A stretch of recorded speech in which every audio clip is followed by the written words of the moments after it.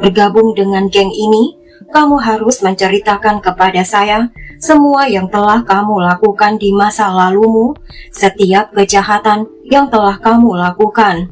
Jadi pria itu menceritakan semuanya kepada anggota geng itu, termasuk bahwa dia pernah menghabisi seseorang.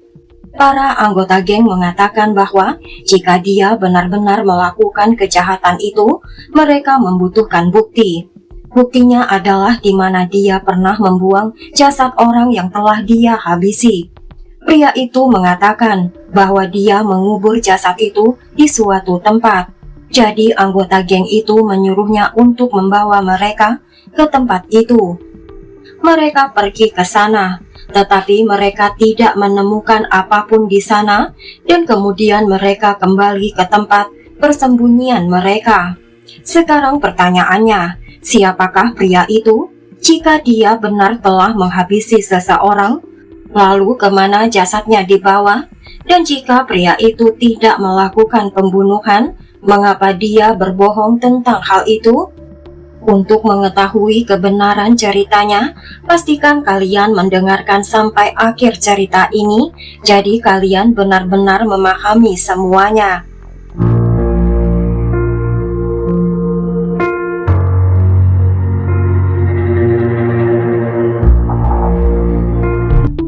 Pada tanggal 7 Februari 2007, di kota Surrey, Kanada, seorang wanita bernama Amanpreet Kaur dihabisi. Amanpreet tinggal di sebuah rumah bersama suaminya, anak-anaknya, dan mertuanya. Amanpreet dan suaminya juga bekerja bersama di pertanian mereka. Pada pagi hari tanggal 7 Februari 2007, mertua Amanpreet meninggalkan rumah untuk melakukan pemeriksaan medis. Kini hanya Amanpreet dan ketiga anak-anaknya berada di rumah itu. Sekitar 6 jam berlalu, dan ketika mertuanya kembali ke rumah, mertuanya membuka pintu, masuk ke dalam, dan melihat tubuh Amanpreet terbaring di dapur. Begitu mertuanya melihat menantu perempuan mereka, mereka segera menelpon polisi. Ketika polisi tiba, mereka memulai penyelidikan. Mereka memperhatikan tidak ada tanda-tanda masuk paksa di rumah itu. Pintu yang dibuka oleh mertua itu terkunci dari dalam, artinya tidak ada orang dapat masuk melalui pintu itu dan menghabisi Amanpreet, lalu keluar lagi dan mengunci pintunya. Polisi mengetahui bahwa suami Amanpreet tidak ada di rumah itu. Dia pergi untuk menemui temannya. Karena itulah polisi mulai mencurigai suami Amanpreet. Polisi menyelidiki dan menemukan itu memang benar suami Amanpreet berada di luar rumah.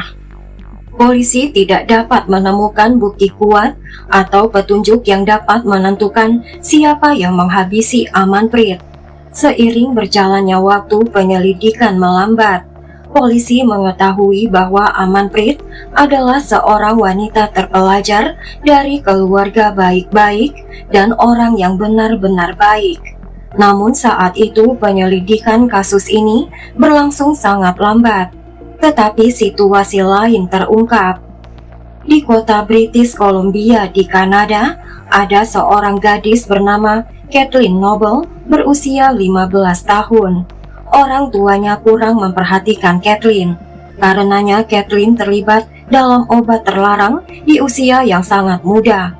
Kemudian pada bulan Juni 2007, Kathleen berhenti sekolah dan mulai tinggal bersama pacarnya di Radisson. Pacar Kathleen berusia 35 tahun dan Kathleen baru berusia 15 tahun. Ibu Kathleen tahu putrinya sangat muda dan pacar Kathleen jauh lebih tua, tetapi ibu Kathleen tidak mengatakan apapun pada putrinya. Jadi Kathleen mulai tinggal dengan pacarnya di kota Radisson, dan pacarnya memperkerjakan Kathleen di sebuah pertanian. Ladang itu menanam tumbuhan zat terlarang yang membuat orang kecanduan. Mereka berdua bekerja di sana. Kathleen dan pacarnya bekerja di bawah seorang pria bernama Edward yang merupakan pemilik ladang itu. Setelah mereka bekerja sekitar sebulan kemudian, tanaman di pertanian itu mengalami beberapa masalah. Tanaman itu terinfeksi dan mati. Karena itu Edward menyalahkan Kathleen. Edward mengatakan Kathleen tidak merawat tanaman itu dengan benar. Tiba-tiba di bulan Agustus 2007, Kathleen menghilang. Ketika polisi mengetahuinya, polisi membuka kasus dan menyelidiki latar belakangnya. Polisi mengetahui bahwa Kathleen bekerja di pertanian milik Edward dan bahwa Edward sudah memiliki beberapa catatan kriminal. Karena itu polisi yakin bahwa Edward terlibat dalam hilangnya Kathleen. Tetapi polisi masih belum memiliki bukti menunjukkan keterlibatan Edward. Jadi polisi memutuskan menggunakan teknik lama mereka yang dikenal sebagai operasi Mr. Big atau Tuan Besar, guys. Dalam teknik ini, polisi membuat rencana penyamaran dan mereka harus mendapat persetujuan dari Departemen Kepolisian.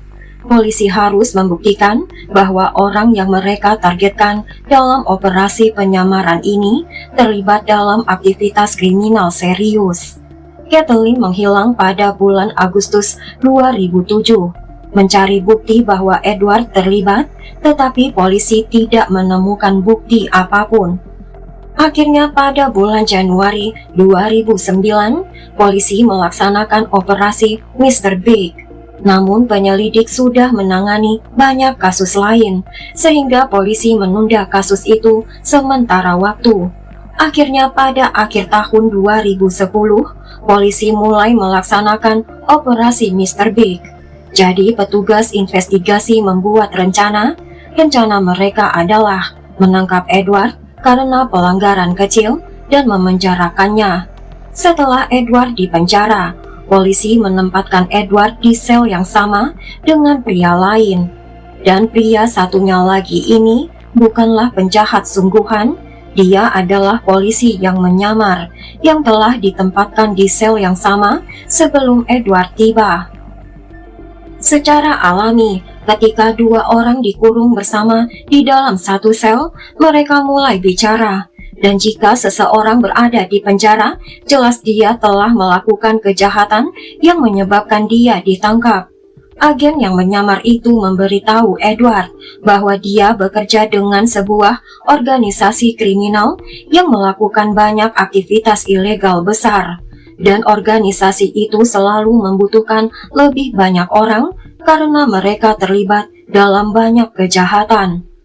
Polisi yang menyamar itu mengatakan organisasi itu berkembang begitu pesat sehingga membutuhkan anggota baru. Mendengar ini, Edward menjadi tertarik. Kemudian polisi mengatur Edward dibebaskan dari penjara lebih awal. Ketika keluar penjara, Edward menghubungi agen yang menyamar itu dan meminta informasi lebih lanjut tentang organisasi kriminal itu. Melalui informasi itu, Edward bertemu dengan anggota yang menyamar lainnya di luar penjara dan berbicara tentang bergabung dengan organisasi kriminal mereka. Mereka mengatakan bila Edward ingin bergabung, mereka akan memberi Edward uang muka $5.000 di muka. Jadi agen yang menyamar itu memberikan Edward $5.000. Edward mengatakan dia akan kembali setelah beberapa waktu. Kemudian agen yang menyamar itu kembali membawa sejumlah besar uang, banyak uang tunai dalam dolar, dan Edward membantu anggota itu menghitung uang.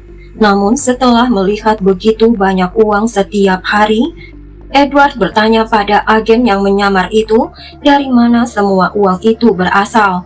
Agen itu mengatakan uang itu berasal dari obat terlarang dan kegiatan ilegal lainnya, dan tugas agen yang menyamar itu adalah untuk mengumpulkan uang itu, menghitungnya, dan menyerahkannya kepada bos besar. Secara perlahan mereka meningkatkan tanggung jawab Edward.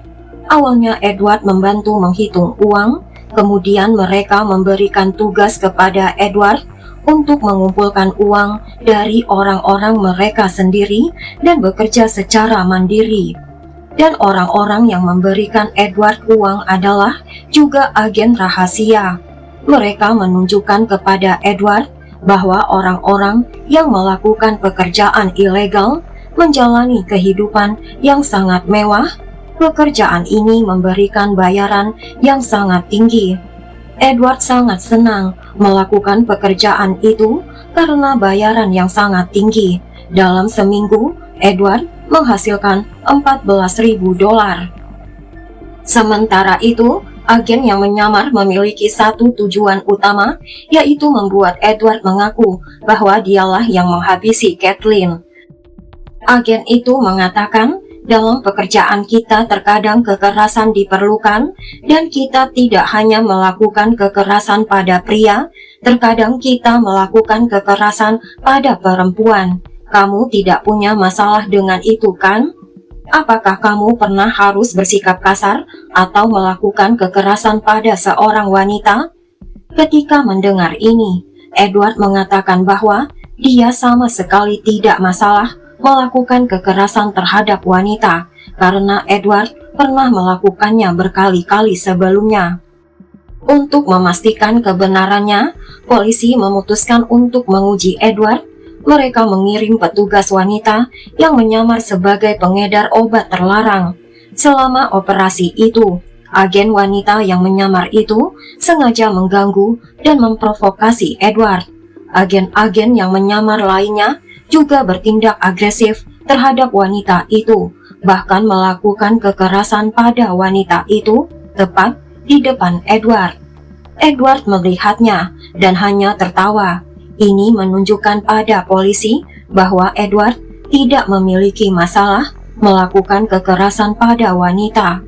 Edward juga percaya bahwa di dalam geng itu, kekerasan pada wanita adalah normal. Kemudian pada suatu hari, bulan November 2010, saat Edward sedang duduk bersama agen yang menyamar, Edward dengan santai mengatakan, dia telah menghabisi 4 orang. Agen yang menyamar yang mendengar itu terkejut, tetapi tidak menunjukkannya.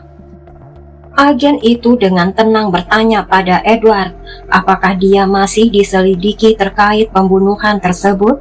Edward mengatakan tidak, pembunuhan itu terjadi sudah lama sekali, jadi tidak ada penyelidikan lagi. Beberapa hari kemudian, Edward dan agen yang menyamar pergi ke suatu tempat untuk melakukan pekerjaan mereka.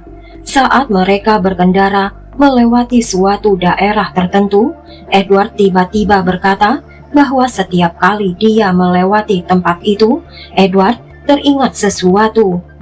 Di dekat daerah ini aku menghabisi seorang pria. Pria itu berhutang uang padaku dan tidak mau membayarnya, jadi aku menghabisinya. Dia memiliki anak-anak kecil di rumah juga. Aku menakut-nakuti anak-anak itu dan menyuruh mereka naik ke kamar mereka, lalu aku menghabisi pria itu. Namun dalam hal ini, Edward memberikan informasi yang salah. Edward menghabisi seorang wanita, bukan pria. Ini menunjukkan bahwa operasi tersebut berhasil. Beberapa hari kemudian, rekan yang menyamar itu memberitahu Edward bahwa mereka punya pekerjaan untuknya, dan Edward akan dibayar $20.000 untuk pekerjaan itu, dan Edward setuju. Namun agen itu berkata, sebelum kamu melakukan pekerjaan ini, kamu harus bertemu bos besar kami. Dia akan mewawancarai kamu, dan jika menurutnya kamu cocok untuk pekerjaan itu, maka bos besar akan memberikannya padamu. Jika tidak, pekerjaan itu akan diberikan pada orang lain. Edward sangat gembira bisa bertemu bos besar. Pertemuan itu dijadwalkan pada tanggal 3 Desember 2010 di kota Vancouver. Big Boss itu sebenarnya adalah seorang petugas polisi. Dia bertemu Edward berperan sebagai Big Boss. Selama pertemuan itu, Big Boss mengatakan bahwa organisasi mereka memiliki koneksi di dalam kepolisian.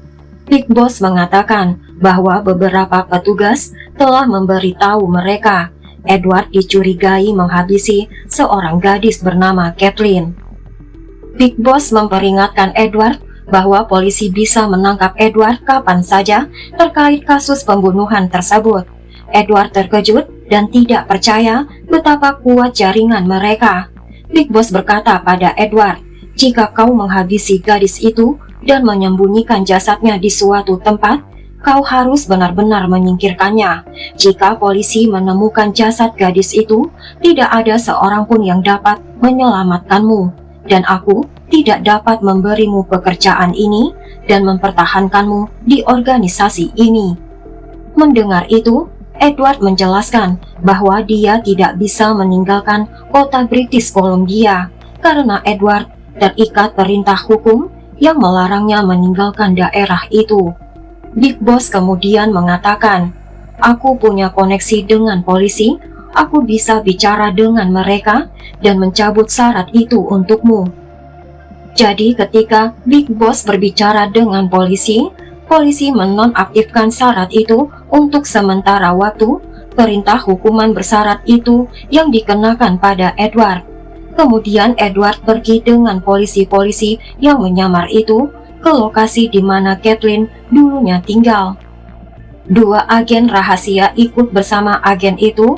Saat itu sudah 3 tahun sejak pembunuhan Kathleen. Ketika mereka sampai di tempat itu, Edward menceritakan semua yang dia lakukan dan mereka menggali tempat di mana Edward mengubur jasad Kathleen, tetapi mereka tidak menemukan apapun di sana.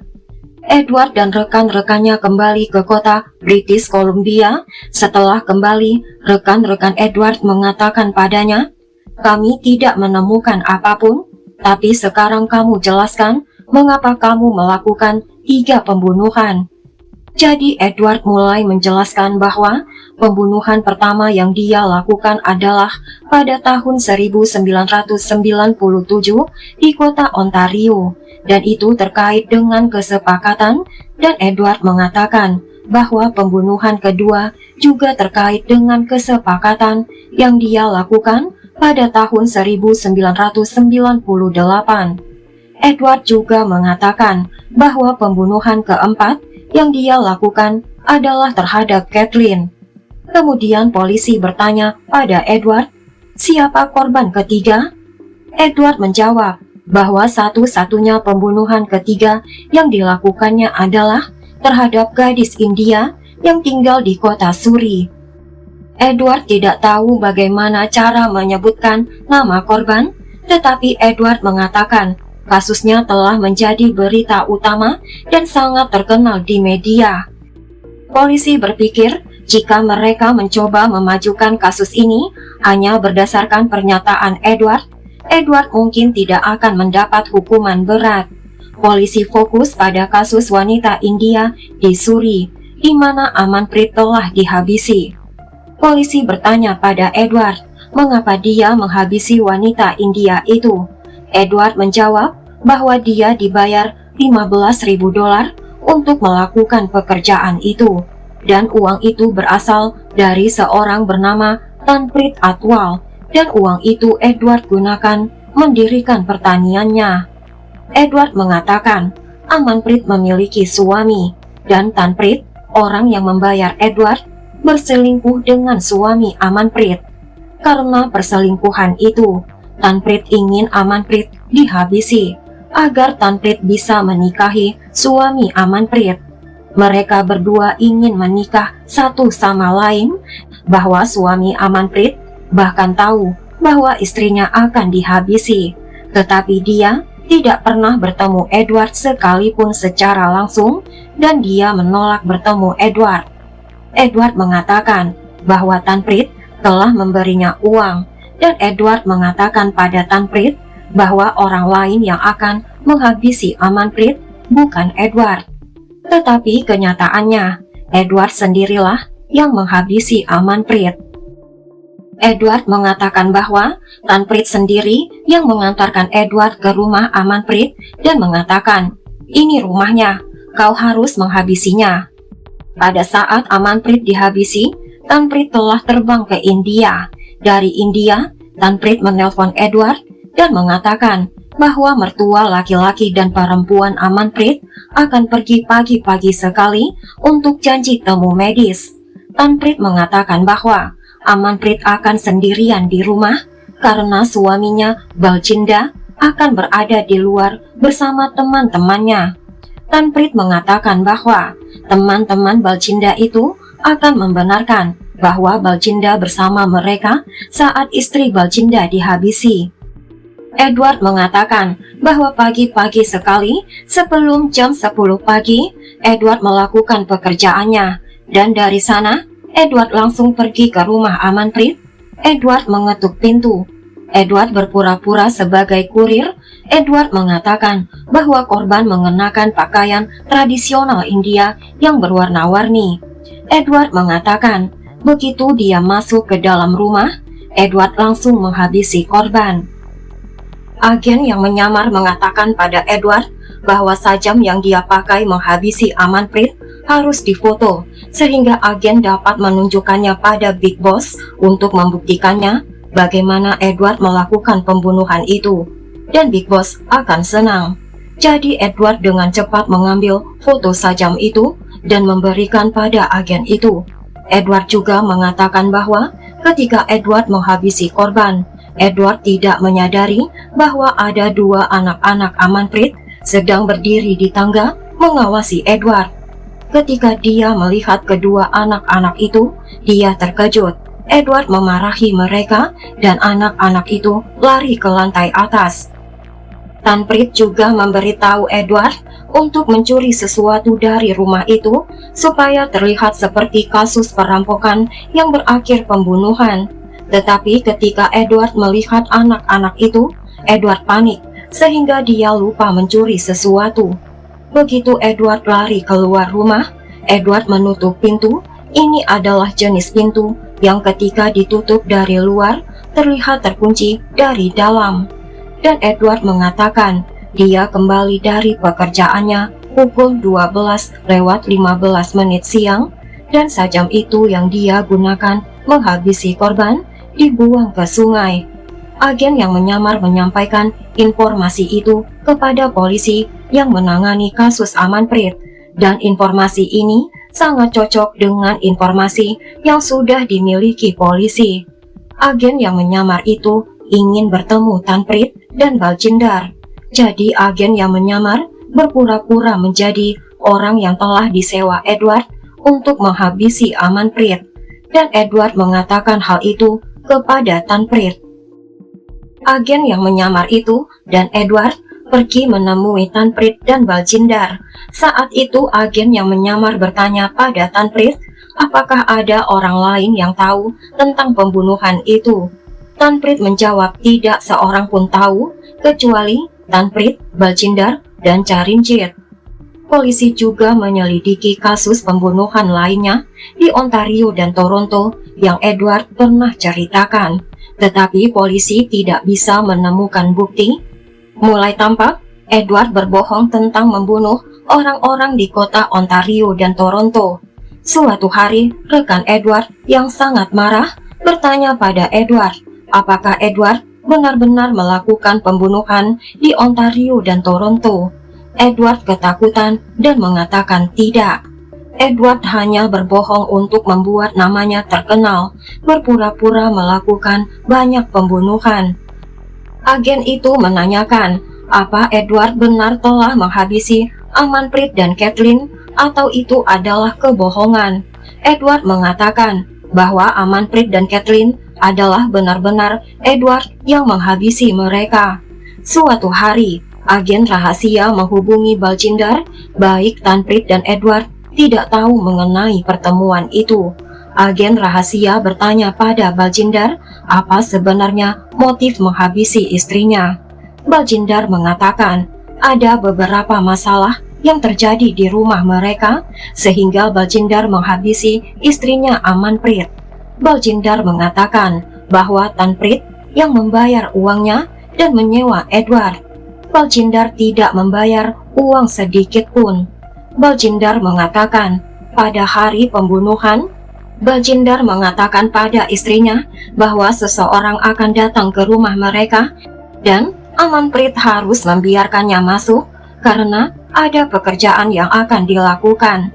Baljindar mengatakan setelah dia pergi, kedua orang tuanya juga pergi untuk janji temu medis. Setelah itu, Baljindar menelpon Tanpreet untuk mengirim seseorang untuk menghabisi Amanpreet. Setelah itu, polisi menangkap Tanpreet, Edward dan Baljindar pada Januari 2011. Awalnya Baljindar menyangkal semuanya dan mengaku bahwa dia tidak pernah memerintahkan istrinya dihabisi.